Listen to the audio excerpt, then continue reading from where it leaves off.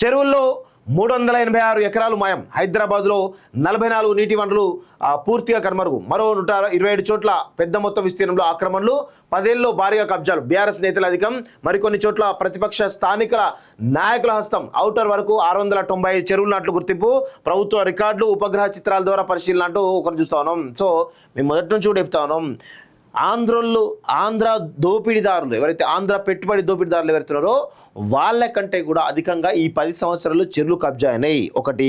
రెండోది, కేటీఆర్ ఈ చెరువులన్నింటినీ కూడా సుందరీకరణ పేరిట ఏది సిఎస్ఆర్ ఫండ్స్ కింద చాలా పెద్ద పెద్ద కన్స్ట్రక్షన్ కంపెనీకి ఇవ్వడం జరిగింది. అయితే ఆ కన్స్ట్రక్షన్ కంపెనీ ఏవైతున్నాయో సగం చెరువును సుందరీకరణం చేసి సగం చెరువును మొత్తంగా ఆక్రమించుకోవడం జరిగింది. సో ఈ విషయాలన్నీ కూడా బయటికి రావాల్సి వస్తుంది. నిజంగా హైడ్రాకు చిత్తశుద్ధి ఉంటే ఎవరైతే, మేము చాలా చెరువులకు సంబంధించినటువంటి సుందరీకరణ పనులు ఏవైతే ఉన్నాయో ప్రభుత్వం దగ్గర డేటా ఉంది, ఏ కంపెనీలకు ఇవ్వడం జరిగింది, ఆ కంపెనీలు ఏంటి, ఆ యొక్క చెరువు విస్తీర్ణం ఎంత, దాని ఎఫ్టీఎల్ ఎంత, దాని బఫర్ జోన్ ఎంత లెక్క కట్టి ఎఫ్టీఎల్ కనుక బఫర్ జోన్లు కనుక వాటి నిర్మాణాలు ఉంటే ఇమీడియట్గా కూల్చేటువంటి ధైర్యం చేస్తా అని చెప్పేసి కూడా ఈ హైడ్రాను, అదేవిధంగా హైడ్రా కమిషన్ రంగనాథ్ గారిని నేను స్పష్టంగా అడగదలుచుకున్నాను. నిజంగా మీకు చిత్తశుద్ధి ఉంటే చాలా కంపెనీ, దాదాపు 25 చెరువులకు పైగా వాటి సుందరీకరణ పనులు సిఎస్ఆర్ ఫండ్స్ కింద కొన్ని కంపెనీలకు ఇవ్వడం జరిగింది. సో వాటిని ఐడెంటిఫై చేయండి. ఫస్ట్ ఆ 25 చెరువులు 30 చెరువులు ఉండగా వాటిని ఐడెంటిఫై చేసి అక్కడ ఎఫ్టీఎల్ పరిధి ఎంత, బఫర్ జోన్ పరిధి ఎంత, ఈ పరిధిని చెరువు పరిధి ఎంత, దీన్నంతటి కూడా విశ్లేషించిన తర్వాత ఇమ్మీడియట్గా మీకు చిత్తశుద్ధి ఉంటే వాటిని కూల్చేటువంటి ప్రయత్నం చేయాల్సిందిగా కాలోజీ టీవీ నుంచి నేను డిమాండ్ చేస్తూ ఉన్నాను. హైదరాబాద్ నగరం చుట్టూ పక్కల ప్రాంతాల్లోని చెరువులు, కుంటల్లో అంతులేని ఆక్రమణలు చోటు చేసుకున్నాయి. ప్రత్యేకించి గడిచిన 10 ఏళ్ల కాలంలో అత్యధికంగా చెరువులు కబ్జాకు గురయ్యాయి. ఔటర్ రింగ్ రోడ్ వరకు మొత్తం 695 చెరువులు ఉన్నట్లు గుర్తించినట్టు ప్రభుత్వ రికార్డులు చెబుతుండగా ఇందులో 2014 నుంచి 2023 మధ్య కాలంలోనే 44 చెరువులు పూర్తిగా కబ్జాలకు గురై కనుమరుగాయి.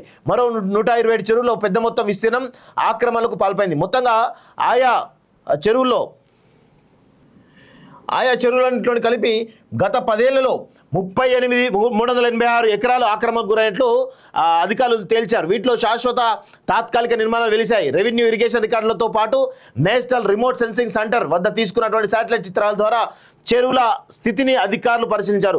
ఆకాంక్షం, రేఖాంశం ఆధారంగా ఒక్కో చెరువు 2014 వరకు ఎంత విస్తీర్ణంలో ఉంది, ప్రస్తుతం ఎన్ని ఎకరాల్లో ఉందనేది అంచనా వేశారు. తద్వారా ఆక్రమణ లెక్క తేల్చారు. అభివృద్ధి విస్తరణ క్రమంలోనే ఈ ఆక్రమణలు జరుగుతూ చెరువులు, కుంటలు కనుమరుగైనట్లు స్పష్టమవుతుంది. చూడండి, 2014లో సంగారెడ్డి జిల్లా అమీన్పూర్లోని కిష్టారెడ్డిపేట చెరువు 2023 నాటికి భవనాలతో నిన్న ప్రాంతం ఇదే. చూడండి, ఇదంతా కూడా చాలా స్పష్టంగా అర్థమవుతుంది కదా ఏ విధంగా కేటీఆర్ చెప్పాలి. విశ్వనగరం అంటూ నువ్వు ఈ హైదరాబాద్లో చెరువులన్నీ మింగేసినటువంటి కబ్జా దొంగవు నువ్వు. ఎక్కడ నువ్వు హైదరాబాద్ అభివృద్ధి చేసినవే చెప్పు చూద్దాం. కేటీఆర్ సిగ్గుండాలి కొంచెమైనా. 44 చెరువులు నీ హయాంలో ఆక్రమణకున్నాయి. మిగతా చెరువులు అంతవరకు మొత్తం కొట్టుపట్టుకుపోయినాయి. దాని గురించి ఏం మాట్లాడుతావు నువ్వు? సిగ్గుండాలి కదా కొంచెమైనా. సో కేటీఆర్ అనేటువంటి వ్యక్తి విశ్వనగరం అని చెప్పేసి ఒక 4-5 ఫ్లైఓవర్లు వేసింది తప్ప ఆయన హైదరాబాద్కు చేసినటువంటి అభివృద్ధి లేదు. కేవలం ఇంగ్లీష్ రాగానే, ఇంగ్లీష్ 4 ముక్కలు ఇంగ్లీష్ మాట్లాడంగానే ప్రజలను ఆకర్షించుకుంటా అని చెప్పి అనుకుంటా అంటే పొరపాటు. దయచేసి వీళ్ళు చెప్పేటువంటి పిట్టల ధర ముచ్చట్లు ఏవైతే ఉన్నాయో దయచేసి తెలంగాణ ప్రజలు అర్థం చేసుకోవాలి. వీళ్ళు చెప్పే మాటలు పెద్ద కోటలు దాటుతూ ఉంటాయి, కానీ చేతలు గడప దాటకుండా దాటవు. ఆ విధమైనటువంటి పరిస్థితి కల్వకుంట్ల కుటుంబంలో ఉంది.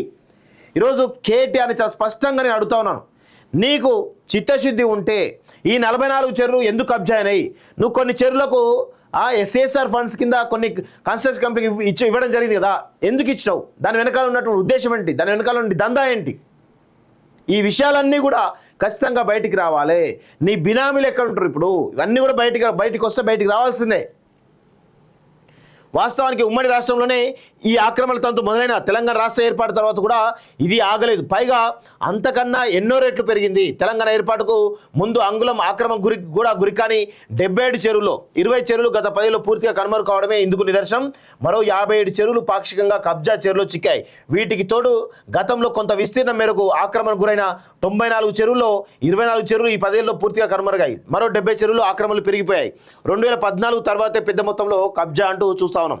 చూడండి 2014 వరకు ఆక్రమణ లేకుండా ఆ తర్వాత పూర్తిగా కనుమరుగైనటువంటి చెరువులో కొన్ని పుప్పాలగూడలో 9.25 ఎకరాలు, బుద్వేల్లో 6.39 ఎకరాలు, బాచిపల్లిలో 2 ఎకరాలు, కుంట్లూరులో 1.62 ఎకరాలు. 2014 నాటికి చెరువుల పరిస్థితి పూర్తిగా కనుమరుగైనవి. ఆక్రమణ లేని చెరువులు 20, అదేవిధంగా పాక్షిక ఆక్రమణ గురైన 190 ఉంటాయి, 24 పూర్తిగా కనుమరుగైనవి. ఆ కబ్జాలకు 70 అయినాయి. మొత్తం 690 చెరువులు ఉంటే 2014 నుంచి 2023 వరకు 44 చెరువు కబ్జా అయినాయి. పాక్షికంగా కబ్జా అయినాయి 127.